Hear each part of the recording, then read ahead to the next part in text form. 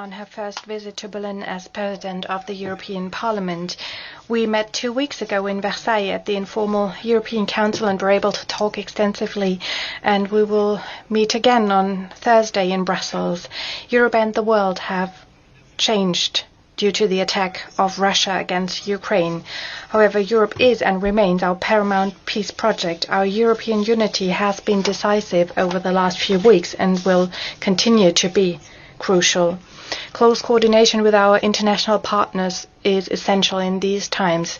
This is why I will be hosting a G7 leaders meeting on Thursday in Brussels before the European Council.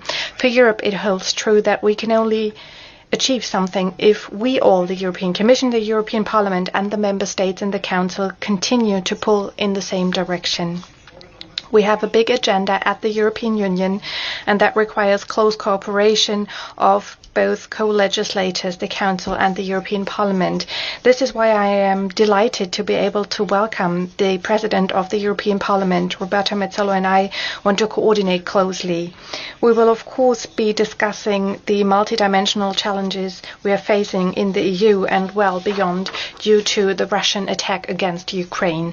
And let me make it unequivocally clear once again, we call on President Putin to immediately cease hostilities and withdraw his invasion troops from the country. A ceasefire is urgently necessary with regard to the inconceivable suffering and destruction.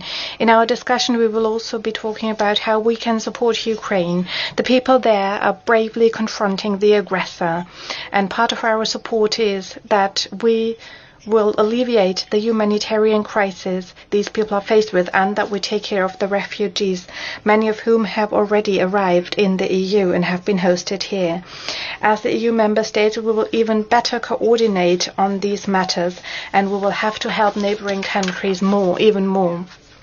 We will also exchange on how we can make the EU more sovereign and more resilient in order to better protect the citizens of Europe. These questions will also be at the heart of my discussions with colleagues at the European Council on Thursday and Friday, because the war in Ukraine means a watershed moment also for the European Union.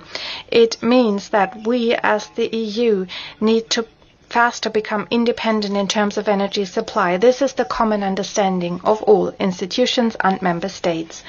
The Fit for 55 package is also a strategically important project in this regard that we want to move forward with ambition, and I know that the European Parliament is by our side in this effort.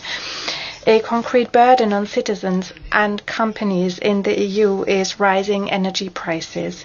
This is what I hear from my discussions with members of the European Parliament and from other EU member states, and in my exchange with colleagues at the European Council. In order for Europe to be able to act, we want to work closely with the European Parliament in matters concerning the rule of law and the Conference on the Future of Europe. Especially Russia's war of aggression shows how important it is to protect our values domestically and externally too. The Conference on the Future of Europe is not only a way to integrate citizens into discussions about the further development of Europe, it can also be an important framework to launch concrete proposals for progress in the EU. And I'm looking forward to Roberta Metsola's perspective on this, and I'm looking forward to our exchange.